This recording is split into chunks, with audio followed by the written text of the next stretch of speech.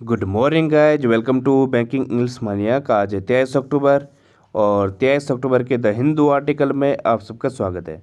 तो चलिए बिना किसी देरी के शुरू करते हैं आज का पहला वर्ड है डेप्रिकेट। इसका मतलब हो जाएगा विरोध करना या डिसअप्रूव को कहा जाएगा डेप्रिकेट। डिसअप्रूव मीन्स क्या होता है? अस्वीकार करना या फिर नापसंद करने को कहा जाएगा डिसअप्रूव। सिनोनिम होंगे इसके कंडेम, डिनाउंस, डिप्लोर, ये इसके सिनोनिम होंगे। डिप्लोर मीन्स होता है खेद प्रकट करना या दुखी होने को कहा जाएगा। डिनाउंस किसी की सार्वजनिक रूप से निंदा करना, ये होता है। कंडेम मीन्स क्या होता है? किसी का विरोध करना या फिर किसी को नीचा दिखाना। बेलिटिल करना। डिसफेवर करना। डिसफेवर मीन्स क्या होता है? फेवर मीन्स होता है किसी को सपोर्ट करना, डिसफेवर किसी को सपोर्ट ना करना। ठीक है, तो ये हो जाएगा। और डेनिग्रेट होगा नीचे दिखाना। डिसएस्टीम होगा। एस्टीम इसका होता है सम्मान करना, डिसएस्टीम उसकी निंदा करना। ठीक है, फ्रॉन ऑन होगा। फ्रॉन मीन्स क्या होता है? भौहें चढ़ाना, और फ्रॉन ऑन विरोध करना।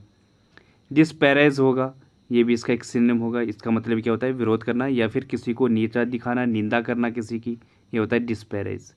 एंटीनिम क्या होगा इसका? अप्रूव करना, कॉम्प्लीमेंट देना, इंडोर्स करना, सपोर्ट को कहा जाएगा। एस्टीम किसी का आदर करना, ये इसका एंटीनिम होगा।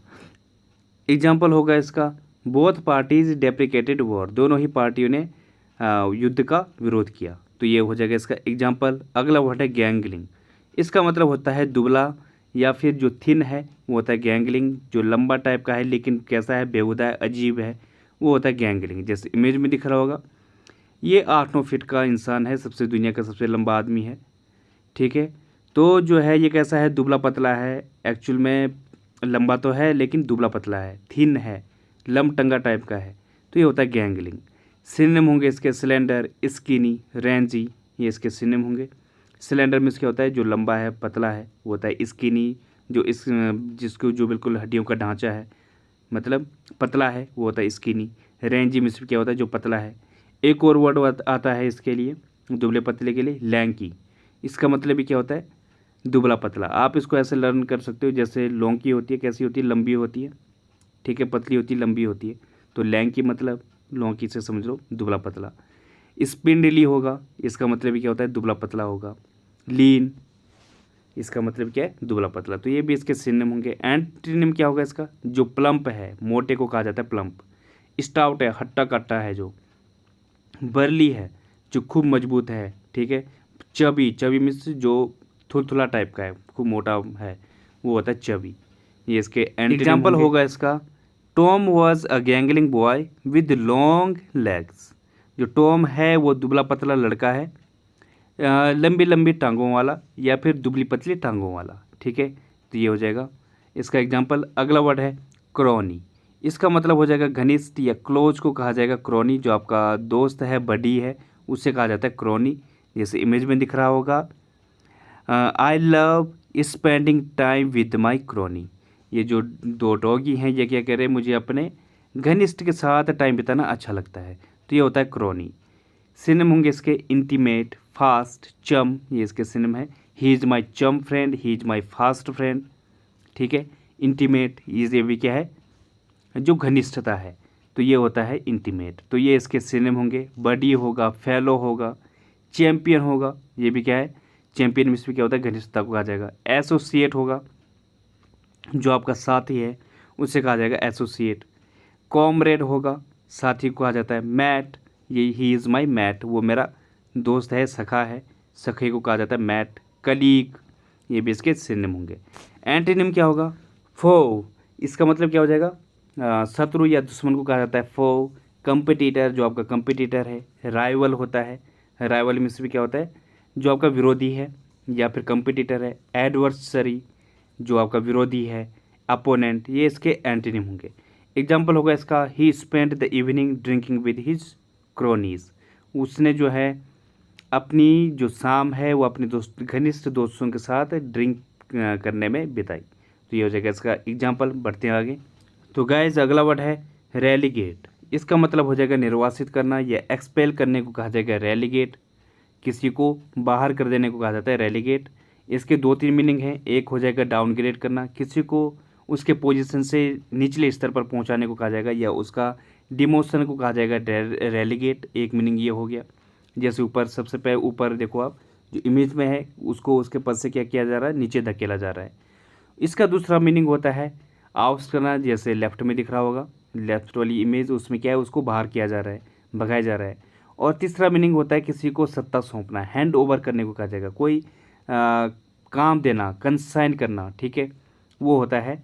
पास ऑन करने को कहा जाएगा रेलीगेट। तो ये भी इसका एक सिनोनिम होगा। तो इसके 2-3 मीनिंग है, किसी को सत्ता सौंपना या फिर हैंड ओवर करना कोई चीज़, और दूसरा क्या है, आउस्ट करना, बाहर निकालना, डाउनग्रेड करना, उसके पद से उसको डाउनग्रेड करना, नीचे करना। तो ये इसके सिनोनिम होंगे।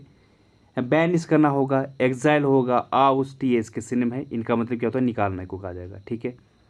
डेनिग्रेड होगा, नीचा दिखाना किसी को, डाउनग्रेड होगा, पास ऑन करने को कहा जाएगा। और डेलीगेट होता है, डेलीगेट क्या होता है, जो हमारा नुमाइंदा होता है या जो हमारा प्रतिनिधि होता है, कहीं पे कर रहा होता है, या जिसको पदभार दिया होता है, वो होता है डेलीगेट। इंटरेस्ट, सत्ता सौंपने को कहा जाएगा इंटरेस्ट, ठीक है। एंटोनिम क्या होगा इसका, प्रमोट करना, किसी को सिनोनिम क्या था इसका, डाउनग्रेड करना, उसके पदभार से करना, और प्रमोट आगे बढ़ाना। होल्ड बैक करना, एम्बैरेस करना, गले लगाना, अपॉइंट करना, ये इसके एंटोनिम होंगे। एग्जाम्पल होगा इसका, we shall relegate this problem to the organising committee. हम ये जो समस्या है इसको ऑर्गेनाइजिंग कमेटी को सौंप देंगे, ठीक है। तो ये हो जाएगा।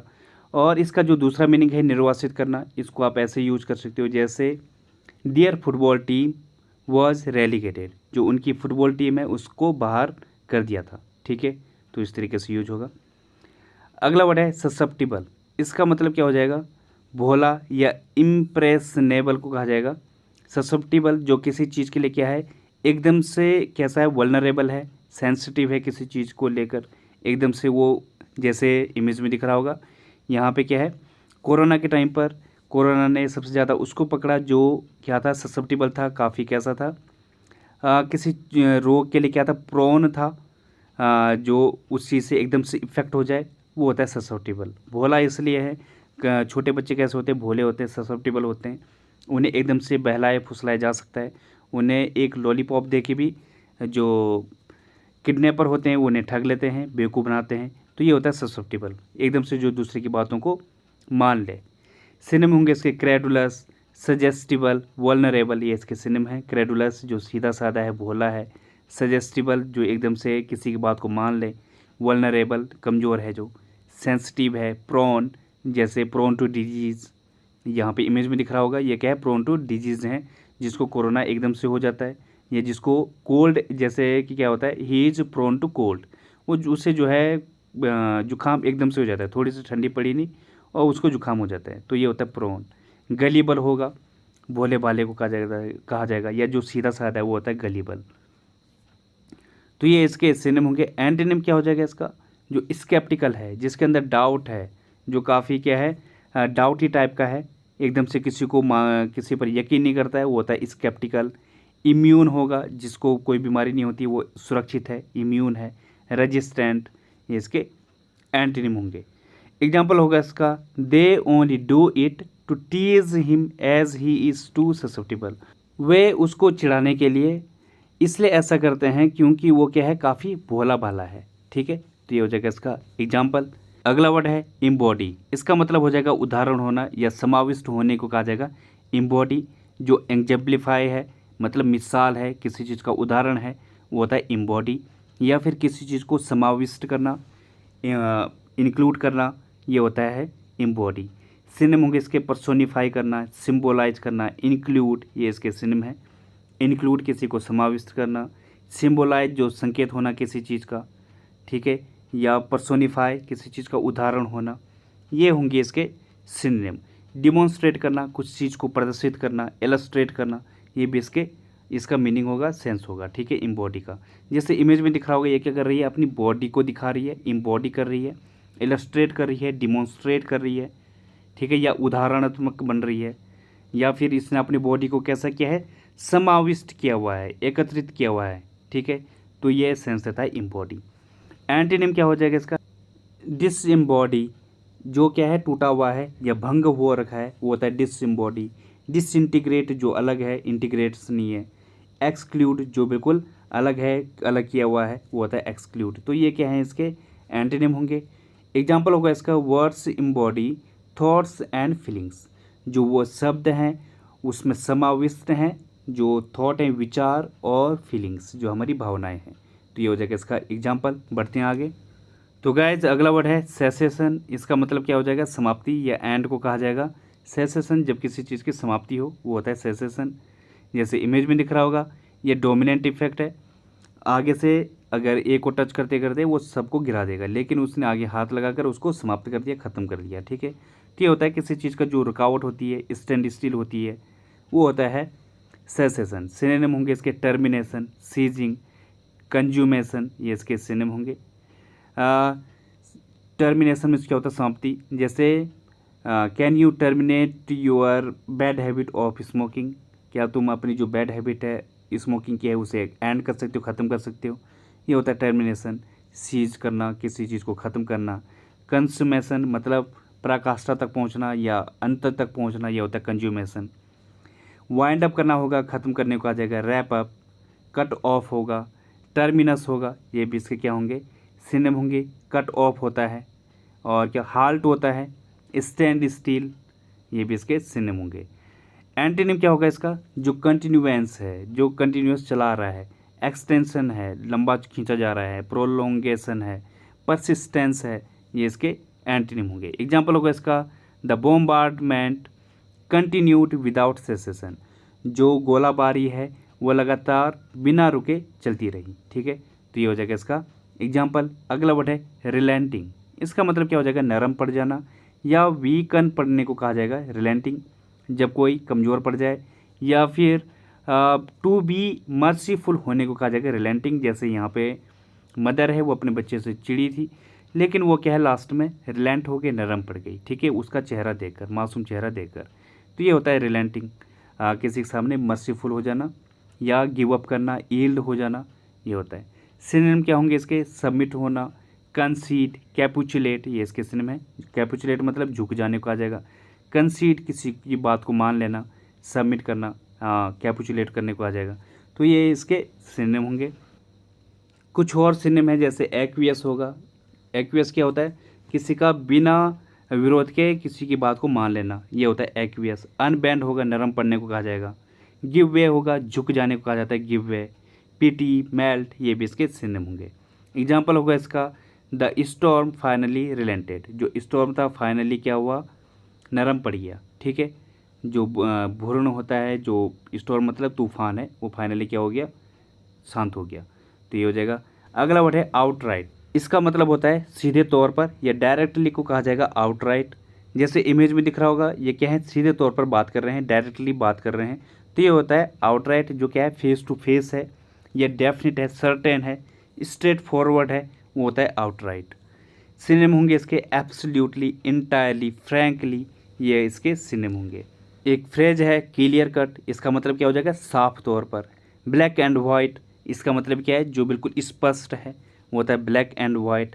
अनएम्बिगुअस, जिसमें कोई जो स्पष्ट है। एम्बिगुअस में क्या होता है, जो डबल माइंडेड है, जो अस्पष्ट है, वो होता है एम्बिगुअस। और अनएम्बिगुअस जो क्या है, स्पष्ट है।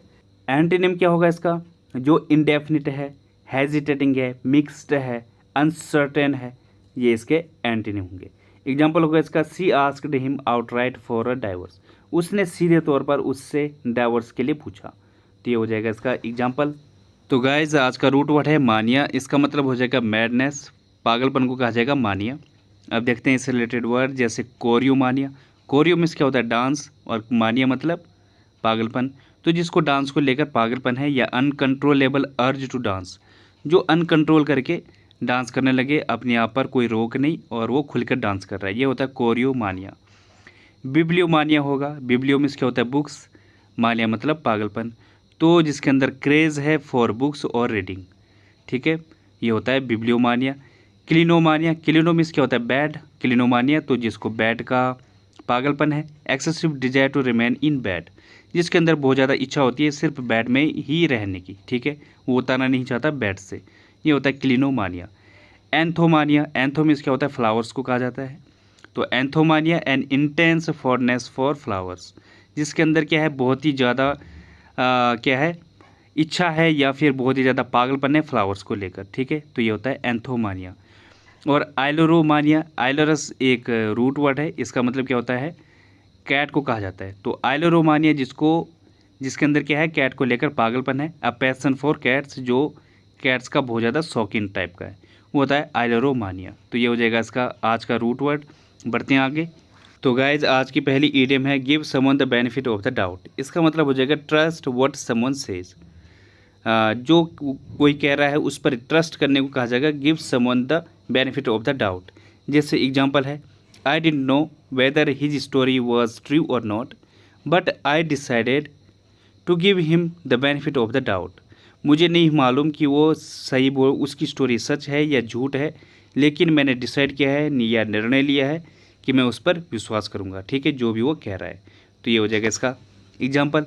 तो गाइज अगली इडियम है अ ब्लेसिंग इन डिस्गाइज। इसका मतलब क्या हो जाएगा, an apparent misfortune that eventually has good results. जो शुरुआत में मिसफॉर्च्यून लगे, मतलब बेकार लगे, और उसका जो एंडिंग हो इवेंचुअली लास्ट में क्या है, उसका जो रिजल्ट है वो क्या हो, अच्छा हो, वो होता है a blessing in disguise. Something that seems bad और unlucky at first but results in something good happening later. बाद में जो उसका रिजल्ट है वो अच्छा निकले, ठीक है, ये होता है अ ब्लेसिंग इन डिस्गाइज। जैसे एग्जांपल है, losing that job was a blessing in disguise really.